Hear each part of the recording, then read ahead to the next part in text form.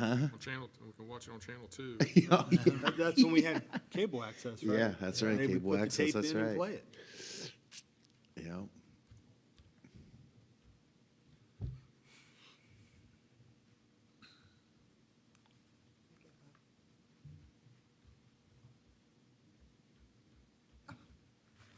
Got it? Okay, we'll act like nothing happened. So, can you repeat your question, Councilman Eads? What, did you want Councilman Peters to repeat his? We may have lost it. It's up to you. I don't know when it cut out. Sorry. Was I cut out the question I asked? Yes. We can ask it. Okay, that's fine. No, so the question was, you were talking about partnerships with Mid-Ohio, or Mid-Ohio District. Have you thought about joining the Mid-Ohio District as a city? Okay, so yeah, so how I explained this was there's many different things that you got to look at to see how it would be beneficial for all entities involved. So would that be Plain City builds their plan out and the county builds a plant and they work together without us? Would it be us being just a sole provider for the sewer? And or would it be us joining Mid-Ohio, the sewer district, water and sewer district? So all those conversations are being had right now, but the biggest thing is figuring out financially what is the best path forward for all entities involved. And like I said, that's not just jotting down some numbers and saying, okay, we'll charge you this and you make this and you make that. I mean, there's a lot of numbers and projections that go into this because, you know, we would be projecting 30 years out from now, right, with increases and the growth of Plain City and Madison County and London and, you know, if somebody else was to join. So there's all these different scenarios. I mean, you could go from 4 scenarios on what would work best to 400 scenarios on what would work best. So those are the numbers we're working through right now. And those numbers actually have to come from an engineer because they're the ones working through the numbers because they know the flows and things like that. And so right now it's kind of getting all the information, putting those numbers together, and then seeing what the best path forward is for everyone. Mr. Eads? So I thought of a second question. The first one I'll make is, you mentioned the prison, and we have a contract with them that's about to expire. However, I don't know that they're automatically going to have to go with the county. I would think that we would either make that a competitive situation No. where we make a bid and No, they make no. a bid. No, they would go with the county. So just to explain that a little bit farther. So when the city of London expanded the current wastewater plant, which was 25 years ago or whatever it was, they were able to do that because they had a deal with the prison to bring in the prison sewer. So their portion that they pay pretty much pays for our debt service every year on that plant, sort of, pays for a lot of it, right? And so when the county went in and bought the prison's water plant, right, the state said, okay, we'll sell you the water plant, but you have to take the sewer plant with it, which is an old sewer plant out there. So when that happened, we had to restructure our contract to no longer be with the state of Ohio, but be with the county, because now the county is the one overseeing their sewer. You see what I'm saying? So we actually get paid from the county, not the state of Ohio. Okay. So if so when our contract's done, and I apologize, but I believe it's maybe 6-7 years, we were able to get the deal. So we were like, hey, we can't be short, so we gotta keep this going for 6 or 7 years to pay for our debt service, which was the original contract. They took over the original contract, but at that point, the county wouldn't continue to pay us if they have their own processing plant, right? They're gonna do it and then charge the state and make money. Okay. Yeah. So that was the second question I thought of. The first one, when you talked about we're only using 45% of capacity, that's currently with 3,900 users if we use 3,900 accounts.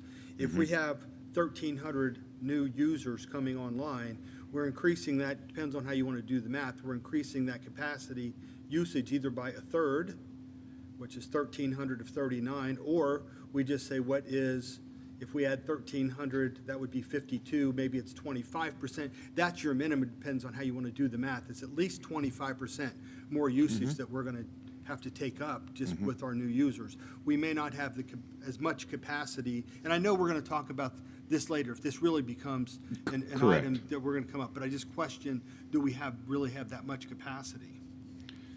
Well, we do currently have that much capacity, and we're talking about the future, right? So we also have the ability to expand, right? So that would have to be in the deal somewhere. At some point, 10, 15 years down the road, if this area continues to do what it's doing, right, and we're also taking the prison and other entities, an expansion would have to happen. Okay, And yeah, no, I'm just trying to explain it. Yeah. No, I got it. That's a good question. That's a good question. So, and that's something that we're also talking to the county with is it cheaper for them to build their own plant, or is it cheaper for them to come in and expand our plant for us, right? So, just numbers, you would think that an expansion of a plant would be much cheaper than building a whole new plant from the ground up, right? So that's part of the discussions too. And as a question, our plant, if you did expand that out, does that have the capacity to go like 3 times more than it can go now? There's a lot of things that come into play. You're talking about the EPA, Yeah. how much you can discharge. All those numbers have to come back to us, and that's what we're looking into right now. So you're also looking at land, right? If you're landlocked, how much actual space you have, land you have to be able to expand. All right. Thank you. Any further questions on that? No, All sir. That's all? All right. Thank you. Rex, do you have anything? No, okay. All right, on to our old business. We have our item that we've had here for a little while. We discussed this evening with the Pulte Group. Ordinance 15122, a motion to read by title or number. So moved. Second. Clerk, could you please read the ordinance? Ordinance 151-22, sponsored by Rich Hayes. An ordinance amending official zoning map. I'd like to make a motion to untable this, and if I can make the same motion to switch from the old plan. No, we have to, no. motion One to thing take at it a off the time. table first. Okay, take it off the table first. Yep, and then a second for that. All right, so we have a first and a second to take off to remove from the table. Clerk, could you please take the roll call? Councilman Eads, Yes. Councilman Peters, Yes. Councilman Robinson, Yes. Councilman Hayes, Yes. Councilman Stahl. Yes. Okay, and then a motion Motion to switch from to accept to accept the new plan as opposed to the old plan. the amendments. Second. All right, so we have a motion to accept the new plan as amended and a second. Clerk? Yep, we have first and second. Clerk, please take the roll call. Councilman Eads, I have a question. Yes. We're just putting this document in here at this point. We're not moving forward and adopting yet. This is just accepting the new plan. Motion To to accept the amended plans. Okay, then yes. Councilman Peters, Yes. Councilman Robinson, Yes. Councilman Hayes, Yes. Councilman Stahl. Yes. Okay.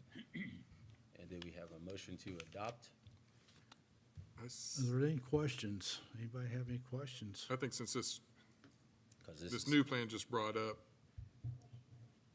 I hate to say it, but I think it probably needs to be on here again so people can get a chance to look at it. Okay, so we I do, totally agree with that. we do or do not have a motion? We didn't have a motion to adopt yet. Right. No. So I'm saying we do not have a motion to adopt. Well, All right. if you can try it. All right, so no motion to adopt? All right. We'll leave on for fourth reading. Or the 44th reading, whatever it is. Yeah, it's, Well, yeah, yeah, it's quite a few. that's true. All right, so we will leave that on, so everyone has a chance to take a look at the new amendments that they have made, and I think, I like the plan before, but, they had some things to work out, and I almost like it even better now with all the additions of the green space even larger and the retention ponds and everything, I like it even better. So, yeah, everyone, please would get a chance to take a look at the new amended version of the project. All right, thank you. One for our fourth reading, ordinance 16723, a motion to read by title or number. So moved. Second.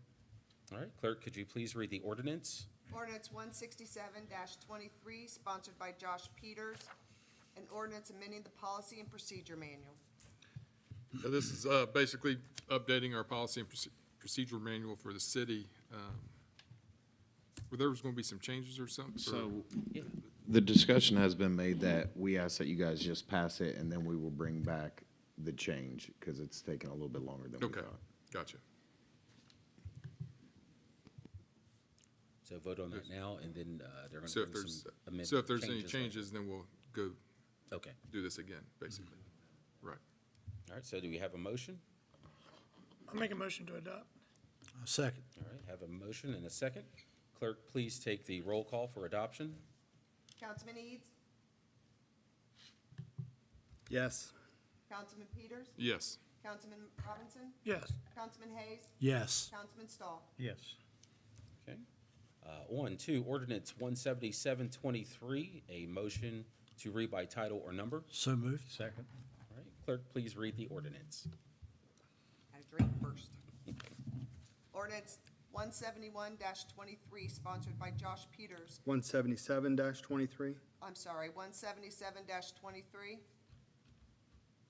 An ordinance to increase the municipal income tax by 0.25% per annum for a continuing period of time commencing January 1st, 2024, of which increase 0.25% per annum shall be used for the purposes of providing funds to pay costs of acquiring, constructing, furnishing, equipping, improving, maintaining, and repairing municipal fire department facilities, to pay general operating expenses of the fire department, and to pay the expenses and debt services charges for debt incurred in connection therewith, and declaring an emergency. So this is basically to put the 0.25% back on the ballot for the fire department. I know there was some discussion maybe amending this. Yes, sir, thank you. So there was discussion to amend this, to make this a set period of time.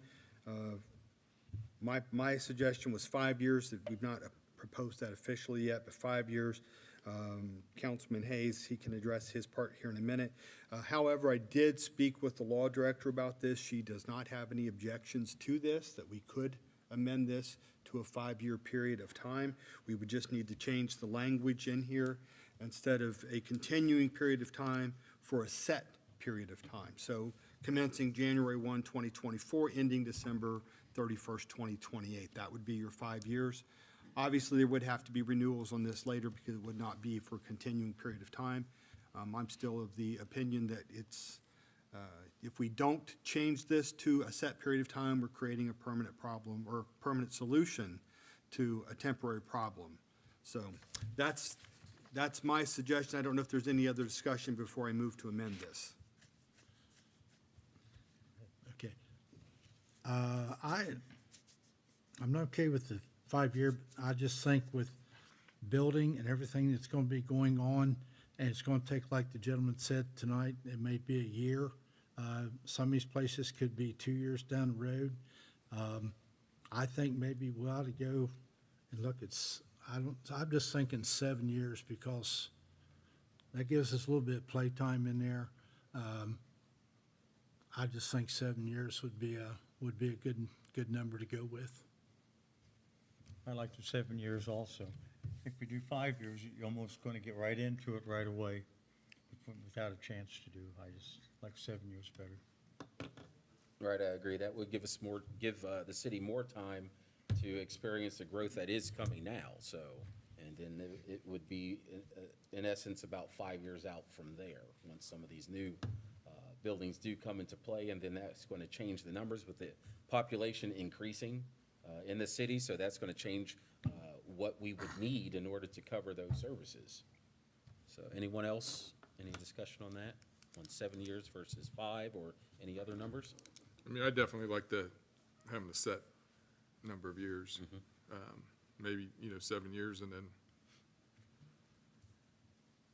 probably is a good thing, see what the development's like, and then maybe by then it's like, we don't need any more. Right. But then again, yeah, let's renew it, so. So just, I'm not arguing the point as much as pointing out.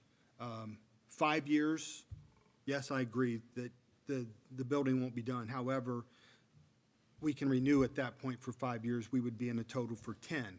If it's 7 years, you don't feel that or if it's not caught up the way that we think it should, then we're going to be 7 years out past that. We'd now be 14 years out with the renewal. So that's my only objection to that, and it's not a very strong objection, quite honestly. If you'll agree to 7 years, I'll even let you make the amendment if you'd like.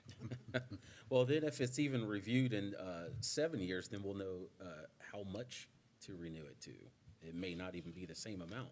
In 5 years, it may still be the same exact amount that we need to renew. So 7 years, it could be less, or we may not need it at all. So I think 7 years I think it would be prudent to go out that far to know where we need to end up after the development happens. Or I can make the amendment, Rich, if you'd prefer. Go right ahead, sir. Okay. I hereby move that we amend 177-23 to change from a continuing period of time to a set period of time, which would then, commencing January 1st of 2024 to December 31st, 2028. And we would change all language with this amendment. We'll have to get the law director to make the change. We still have another meeting if we want to get the changes back before you make a final vote. We still have time to do that.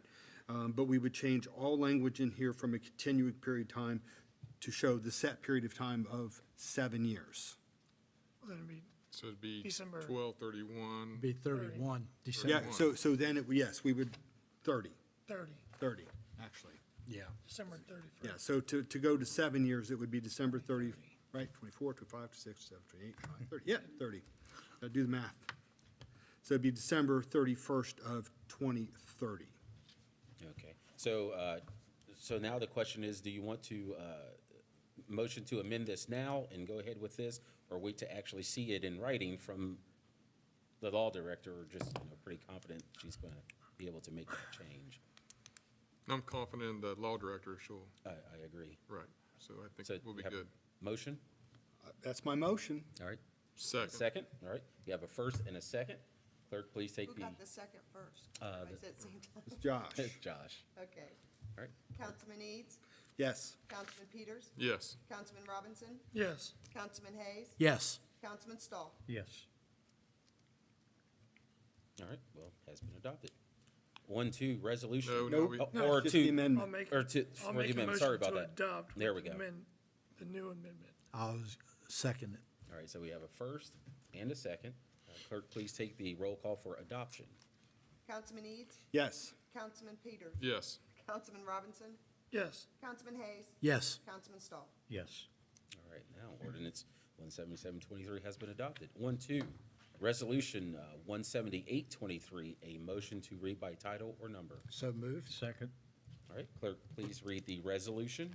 Resolution 178-23, sponsored by Josh Peters, a resolution to place the issue of increasing the municipal income tax by 0.25% per annum for continuing period of a time as provided in ordinance 177-23 on the ballot at the election to be held on November 7th, 2023, and directing the Board of Elections of Madison County to conduct such election and declaring an emergency.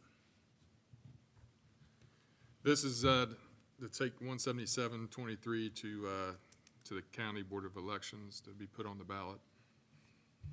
And we'll need to make the same amendment here so the language lines up to remove continuing period of time, but to state for a certain period of time, starting January 1, 2024 to December 31st, 2030. I don't think you have to put the dates, I think you just change it to a set period of time As provided in ordinance Yeah. 177-23. just change it from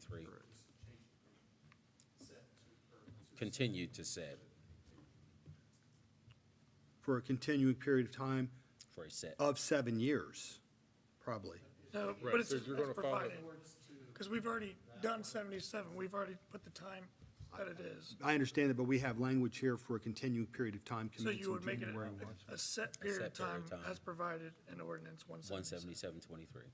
I'll make a motion to amend, changing the continued period of time to set period of time as provided in ordinance 177-23.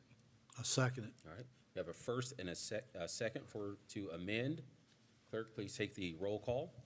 Councilman Eads? Yes. Councilman Peters? Yes. Councilman Robinson? Yes. Councilman Hayes? Yes. Councilman Stahl? Yes. All right, and a motion to adopt. Motion to adopt. Second. All right, first and second for adoption. Clerk, please take the roll call. Councilman Eads? Yes. Councilman Peters? Yes. Councilman Robinson? Yes. Councilman Hayes? Yes. Councilman Stahl? Yes. All right. 178.23 has been adopted. On for our second reading is ordinance 179.23, a motion to read by title or number. So moved. Second. All right, clerk, please read the ordinance. Ordinance 179-23, sponsored by Josh Peters, an ordinance amending section 278 of the codified ordinances. Okay, this is to, let me get, this is to change the BPU, all their spending, they can spend up to 50,000 before bringing it to council.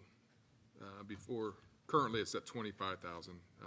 With how much everything's costing today, I think they're better off to go to the 50,000 right now before it comes to council.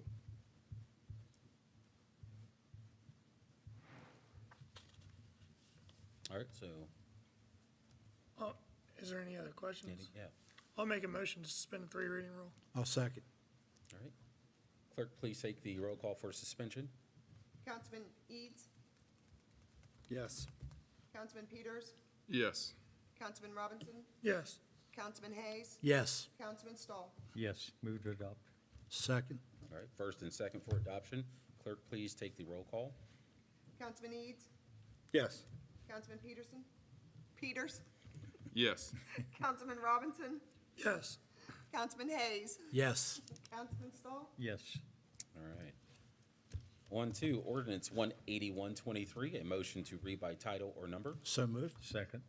All right, clerk, please read the ordinance. Ordinance 181-23, sponsored by Henry Comer, an ordinance amending official zoning map. Okay, and this is another development that is looking at, well, actually, they've already gotten several of the properties built, and they have completed phase one of the building. It is to change the zoning from an R1 to a PUD, and this is for the London Landing building that's going on, so For phase 2? phase two. And this is set for public hearing on July the 20th. You have any discussion on ordinance 181? Yes, sir. 23, yes. So there was discussion from audience members and from Mr. Gross last time that there was a request for an updated traffic study and maybe an updated water plan. I don't know if there's been any further discussion or any new information brought to us yet for that.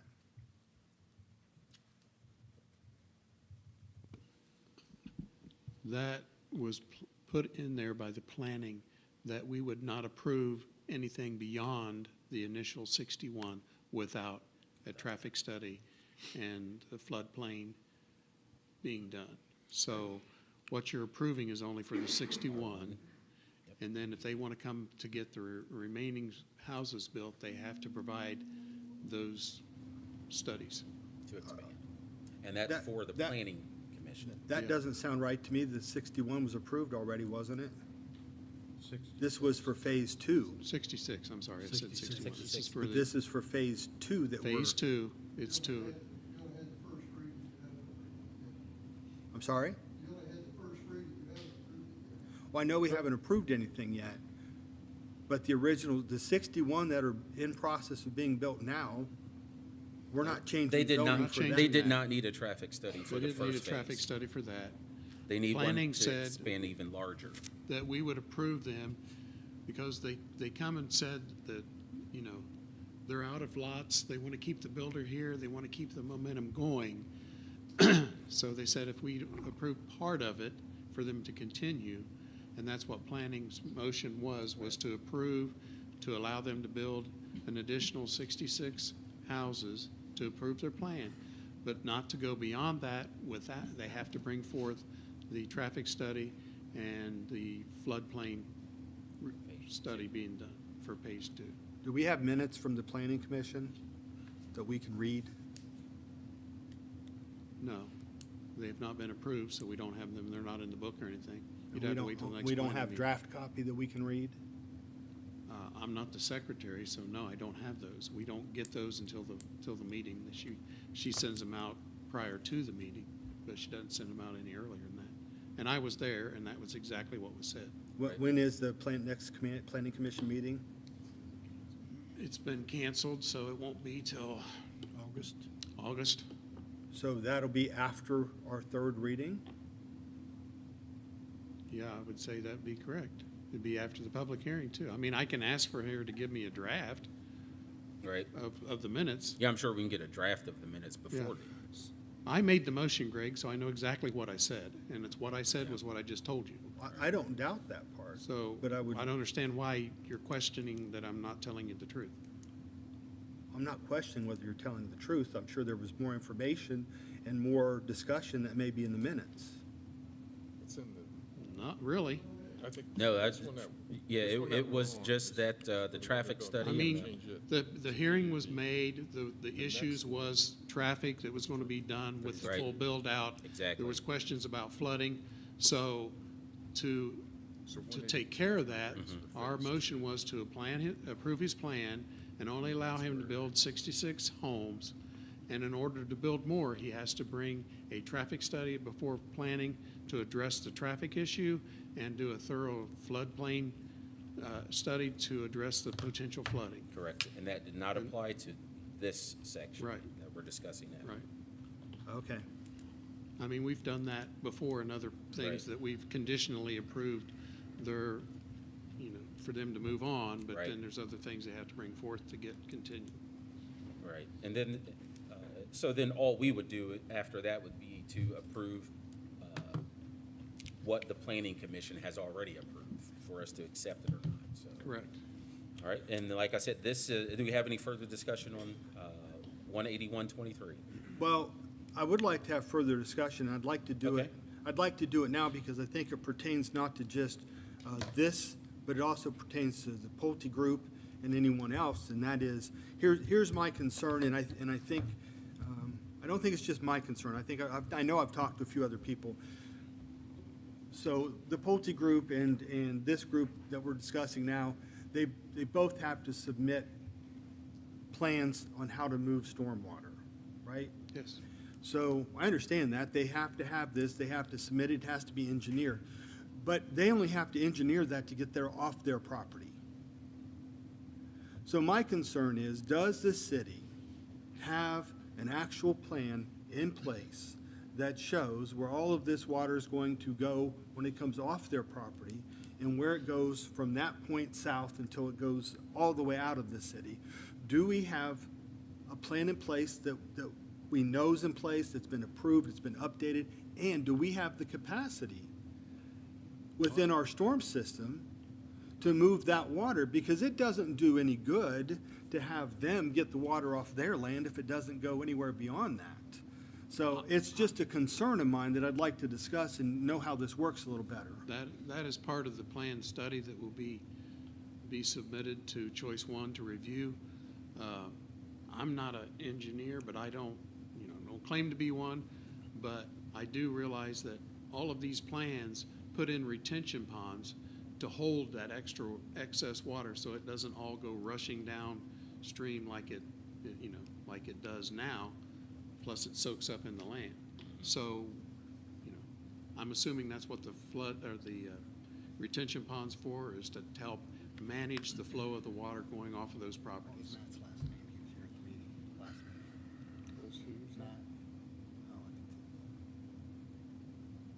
Steve. Anything else? Yeah, well, the gentleman that was here with the homeowners association, when he was here at the last meeting, Sean McSaveny, there we go. When he was here, Mr. McSaveny addressed the fact that their ponds don't always hold all the water, it still can go out, right? I mean, That's I know why there's retention ponds, I understand that's what it's supposed to do, but it's only gonna hold a certain amount of water. Retention ponds are designed to reduce the rush of water off the land. The retention ponds are supposed to fill to a certain points, then there's gates or tiles that then takes that excess water and then starts it down the natural flow away from the properties. So, yeah, they don't, Like a choker dam, it's supposed to reflect, we're supposed to Right. reduce that flow of water, I understand that. yeah, so I'm not sure what you're asking. I mean, Well, the same question is, they may reduce the flow of water coming out of their now 6 ponds, right? But there's still water that's coming out of it. Can we get it outside of the city without backing it up everywhere else? Where do we come to that conclusion? Where does it that? would have to be put forth to an engineer to determine the amount of water and how much they can handle, would be my answer to you. Because I think that, this is my own personal opinion. If we don't have the capacity to get the water out of the city, why do we let anyone build? If we don't have the capacity from what's flowing from those rooftops and those roads and those stormwater areas, if we can't get it out of the city without backing everyone else, we've created a bigger problem for everyone in the city. I just want to know that there's a plan in place and we can move the water. And we don't have to make that decision. I'm just trying to get that information on who do we talk to, or how are we as a council certain that that can take place? Well, you can say that you're certain, and then you can have a 100-year flood, and the whole town's gonna be flooded. So Which we nobody seem can to say have. with certainty of anything.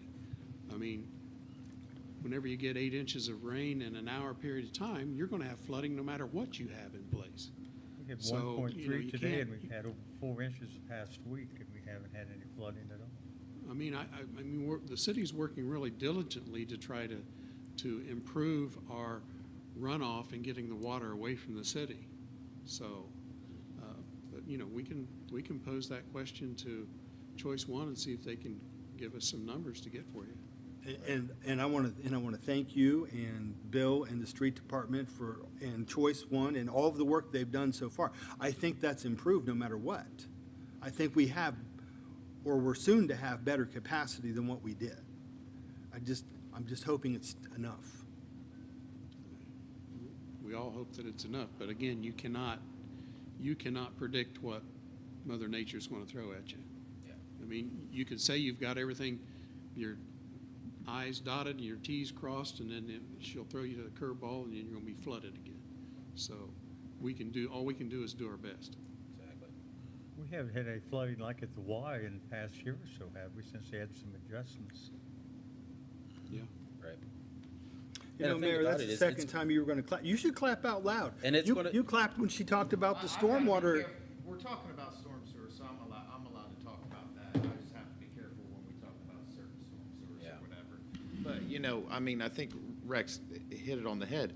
You know, if you want to pose a question to us and get an exact answer, we can get that from Choice One. You know, we only have the knowledge that we have. But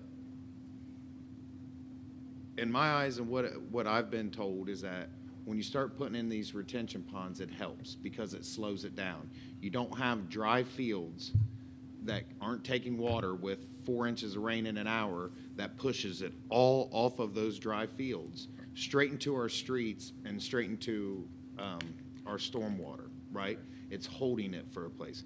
And yes, I live there. Does the pond overflow? Well, yeah. I mean, it has in the past. Do the creeks overflow when we get 5 inches of rain in an hour? Absolutely, they do. I mean, you know, it's just physics. So, but anytime you put a retention pond somewhere, it definitely helps, is what I've always been told. So So this is that's gonna an be- engineer's question, and that's my Yeah. personal opinion. But any question you want to pose, feel free.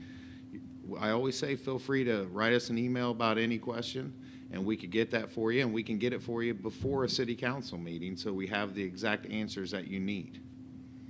So adding the retention pond is going to help to alleviate some of the water. And the thing about it is, that area receives the same exact amount of water now that it's going to receive then. Except now you'll have retention ponds added to help with that flow. So there will be retention ponds built on these properties where there aren't retention ponds now. So that should help to alleviate further flooding compared to what you get now, because you're going to get the same amount of water then that you get now, unless you get a huge flood. Mr. President, I agree with that, but I think one of the big things from a long time ago with retention ponds was that they needed the retention ponds when they built rooftops and asphalt roads, because the water couldn't soak into the ground naturally like it would anyway. So now you're taking that 1 inch of rain, which generally isn't a problem, but now you are channeling that off the rooftops and in the roads into the storm sewers, where before, when you had a field, it could accept the 1 inch of rain. But then you have retention ponds that are built to accept that amount Right, of water. and that's why those are in place now. Right, And so that's- then you'll have even more in place in these areas to help with the flow of water. So it's still doing its jobs, and you know, I have trust in these engineers that they do their due diligence with the numbers, when these plans are put in place to build all these houses and everything. So I'd be interested to see these numbers, but I kind of trust the engineers that they're going to do what they need to do according to the amounts of water that they're going to receive from these different properties. So, Mr. President, yes. if I could, the gentleman from Pulte, do you have anything you could add to this? Oh, yeah, do we have an engineer in the audience? All right, there you go. There we go. And if you could please use the microphone, thank you. I didn't want to put them on the spot. This will save us money too, now you don't.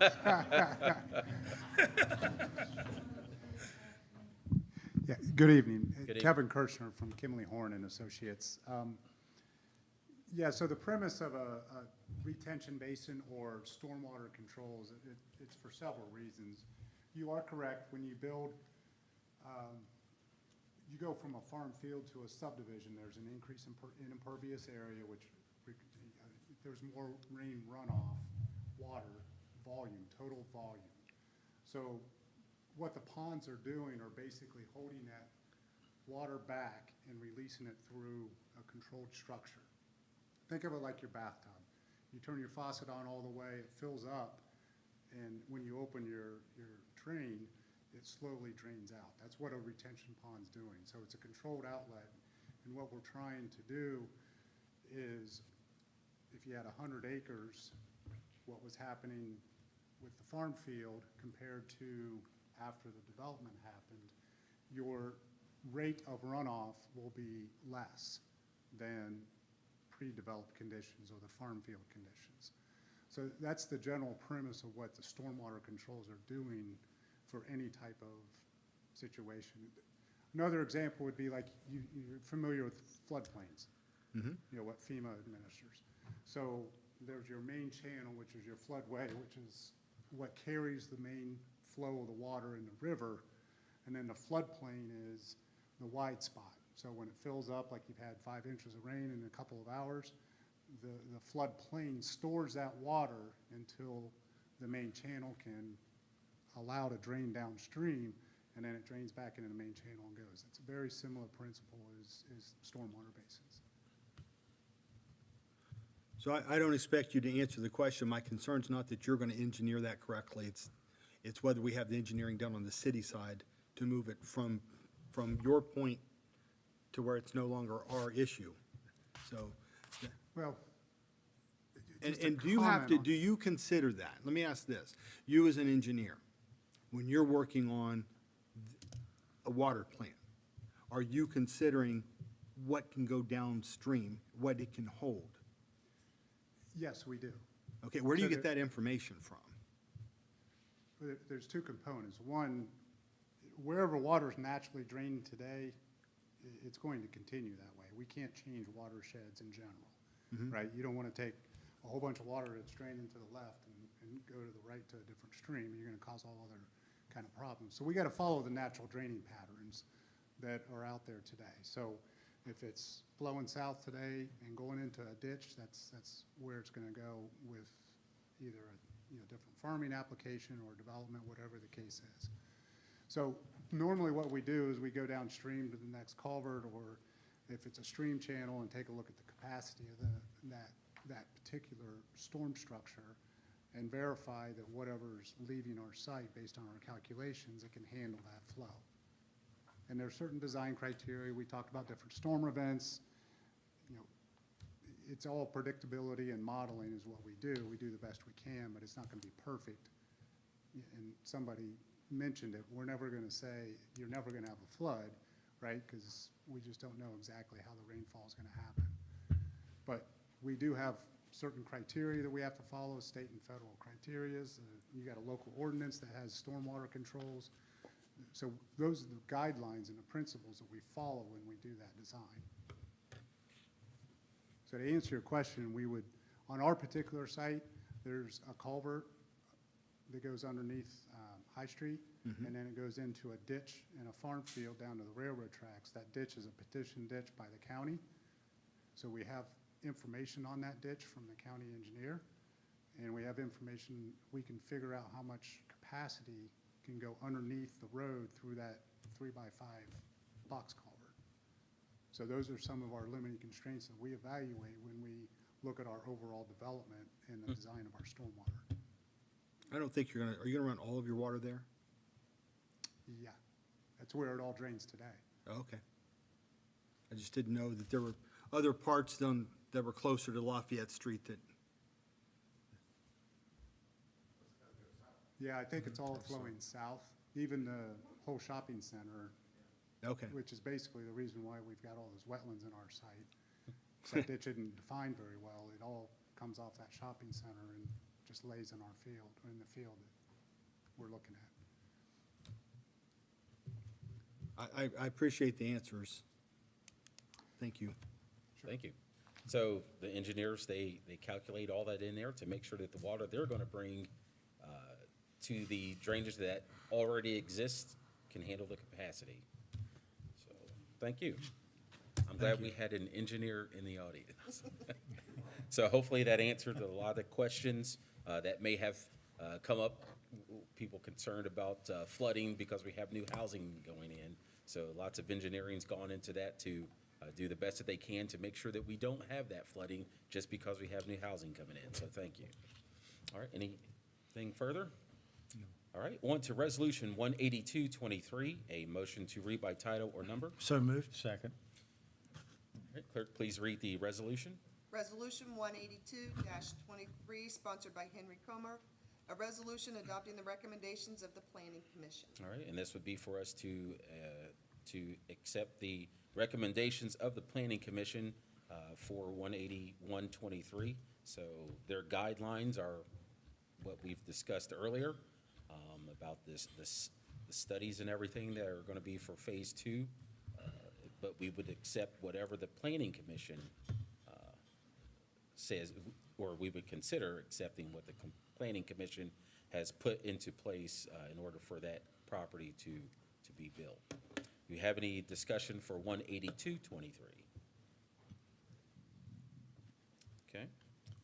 On to our new business, or Resolution 18323, a motion to read by title or number. So moved. Second.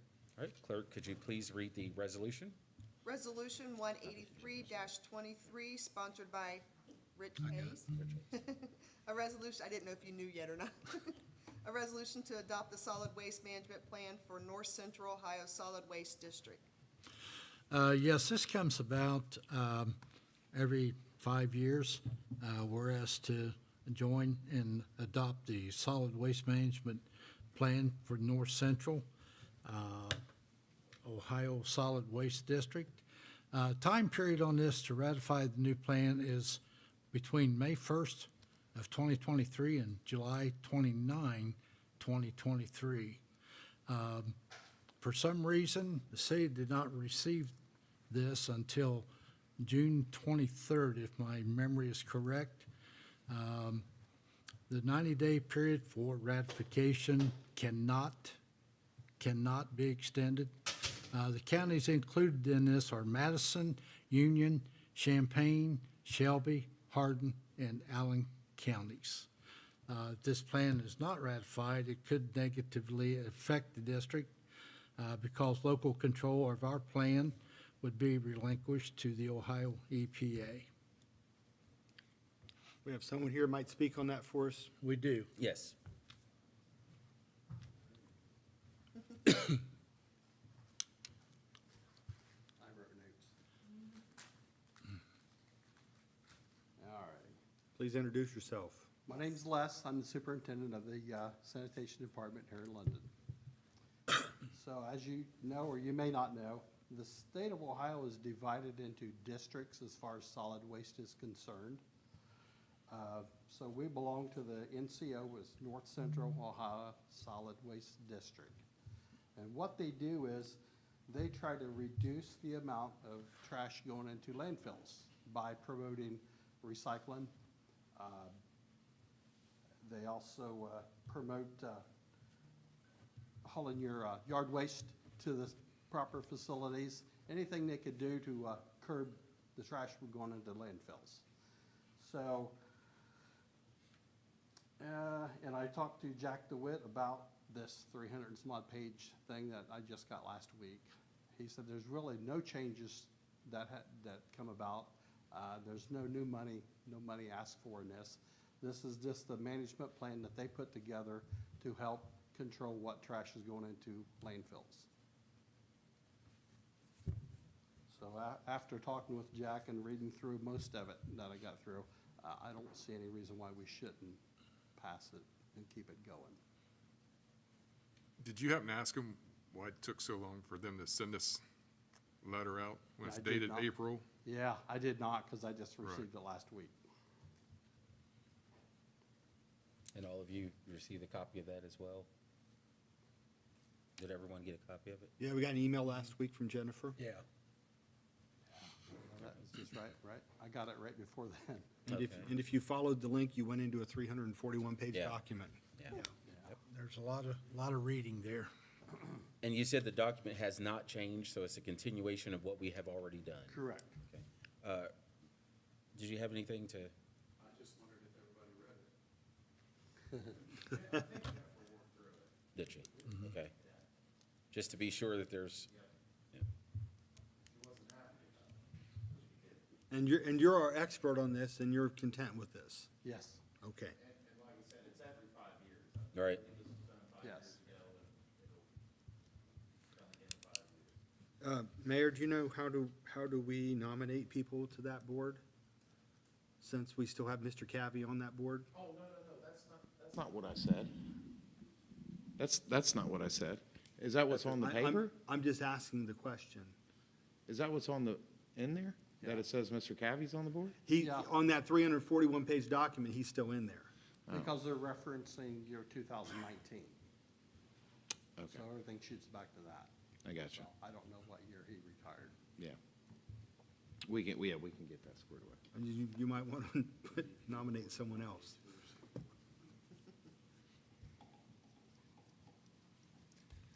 Any other questions? I make a motion, we suspend the 3-reading rule. Second. all right, first and second for suspension. Clerk, please take the roll call. Councilman Eads? Yes. Councilman Peters? Yes. Councilman Robinson? Yes. Councilman Hayes? Yes. Councilman Stahl? Yes, move to adopt. Second. All right, first and second for adoption. Clerk, please take the roll call. Councilman Eads?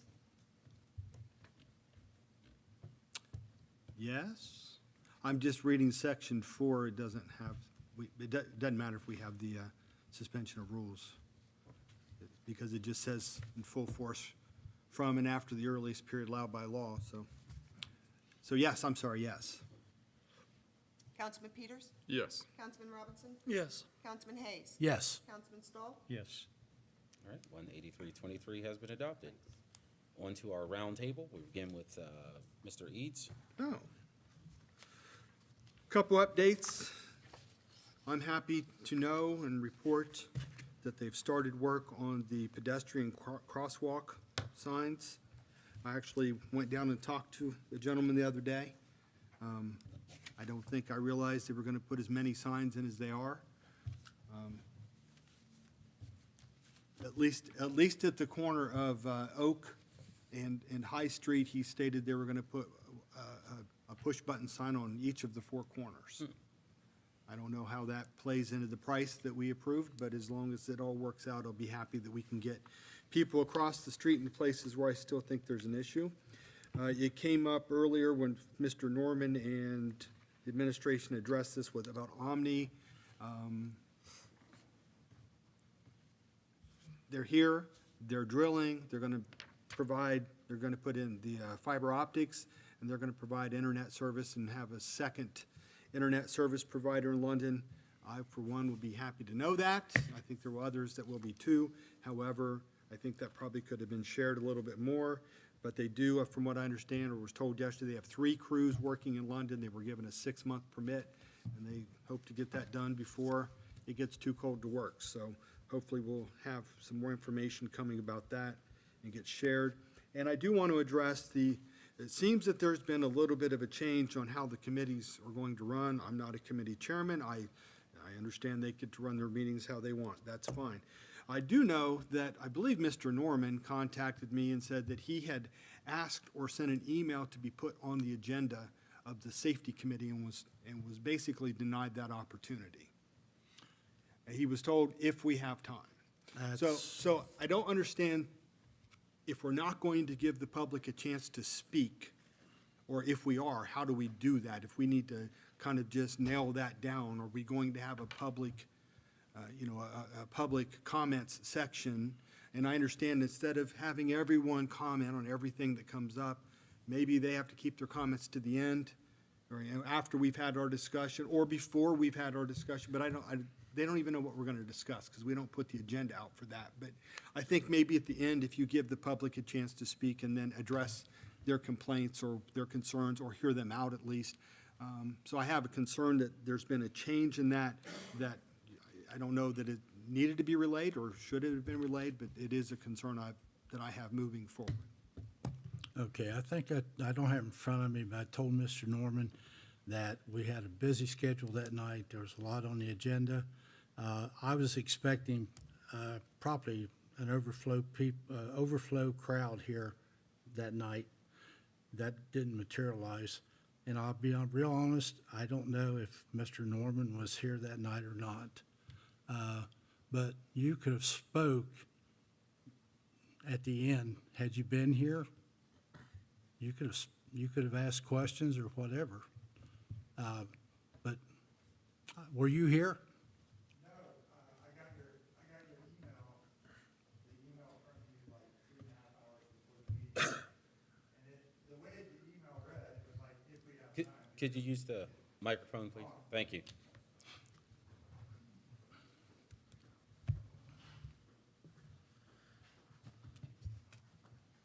Thank you. So I got the email 3.5 hours before the meeting, and the way it was worded was that if there was time at the end, then you could say something. And I had actually asked to be put on the agenda, not have time to speak, because I actually have a presentation, and I put in that I would need 5 to 10 minutes. But obviously I wasn't happy with the result. But my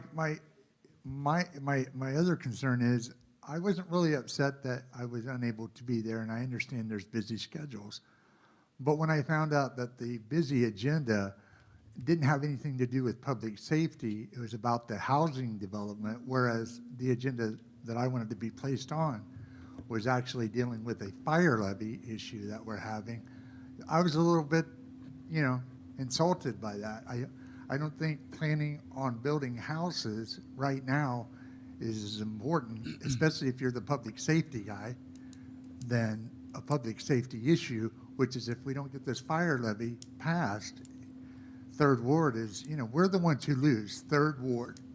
A little bit of the bordering wards, maybe, but Third Ward loses. We lose our coverage over on this side of the track. So that's, to me, that's more important, but that's because I live over there. So I did kind of take it a little bit to heart that it was kind of like, and then you put in, maybe you should bring it up at the council. So That's if you, so I felt I was blown off. I expressed it to Councilman Gregg, but I'm kind of used to it. So, but in fairness, I will say that I go to these meetings and I understand. I was at a meeting, at Josh's meeting, where I felt there was a little bit too much audience participation going on, and I know you have to control your meeting. My concern with Josh's meeting is that the person who wanted to talk, yes, he did allow him to talk, but he had already adjourned the meeting, which means anything that he said or was said to him was no longer on record. And I think that's the point of being able to speak out at these meetings, is because it is on record, and then you can go back and say, I did speak to you about this, and here it is. Whereas if you're in an adjourned meeting, it's just me and you talking. What you say, you could say, I didn't say that. Well, because it's not on the record, it's a he said, she said. So while I appreciate you want to own your meetings, and I respect that, I don't think I cause too much havoc during meetings. no, you don't. But I do respect that, but I kind of caution the limiting the speak. But yeah, I did kind of feel blown off, but I got a tough skin. I'll be all right. I'll come back later. Well, if that's the way you felt, I apologize. It wasn't meant at you. It's just the way things were progressing, that I thought were progressing that way that night. So take no offense at it, and we're still friends. We're still friends, Rich. And I'll see you Tuesday night over here, 5 o'clock. Right, and as council president, I do choose the chairs of those committees, and I don't think that any rules have changed where people aren't allowed to speak in the committees, not that I've put into place or anything. So I don't think that it's okay that you are okay with feeling blown off, because that's not okay. You should be able to come to those committee meetings. You should be able to express your thoughts and your feelings, and it should be the equivalent of an open door when you come to those committees. Because, like I said earlier, I would prefer that most of the discussion happens in those committee meetings, not in council. So if you had something like that, I'm sure it could have went further in discussion in the committee during committee time, and not, after the meeting is over. Because anything that the community is bringing to our committee meetings, it's something that's important to them, and it should be important to us because we are there for them. So we shouldn't, make the community feel like they're inconveniencing us by coming to the committee meetings that are there for them.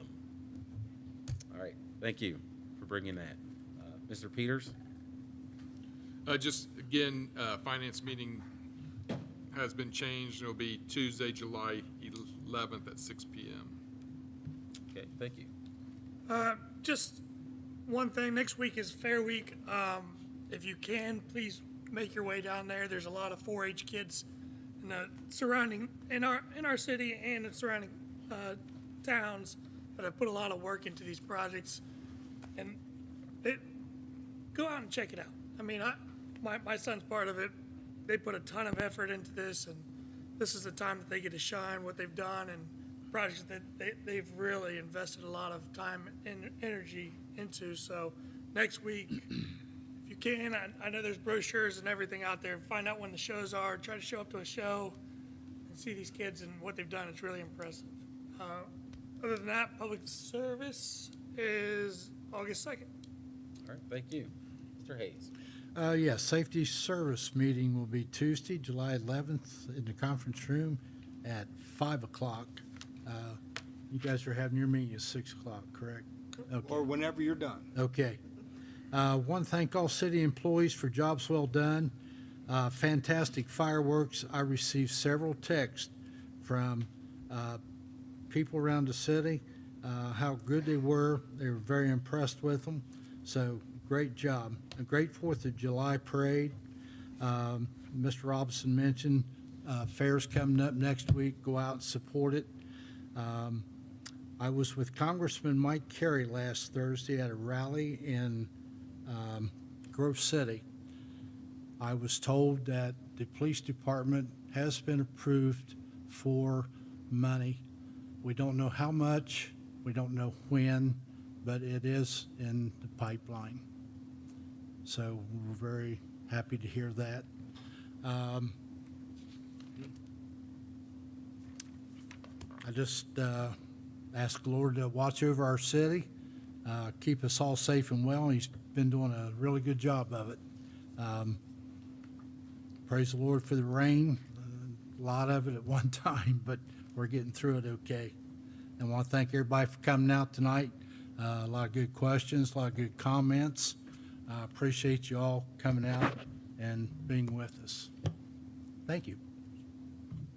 All right, yep, Mr. Stahl. Okay. I'd like to thank everybody for coming, all, enjoy all the questions and things sometimes we don't think of. And also like to thank the Polte Group. It's interesting that this is like a community, not just a housing development, the way they designed theirs. I like that. And I hope the Mid-Ohio County and city get together. I like the idea of that. I hope it works in the city's favor. And we did have a very good strawberry festival. We ended up with 6 trash things full of trash. And if people ran out of food by 8 o'clock on the last night, and we had a lot of people downtown. And as far as the fair, everybody welcome to come out.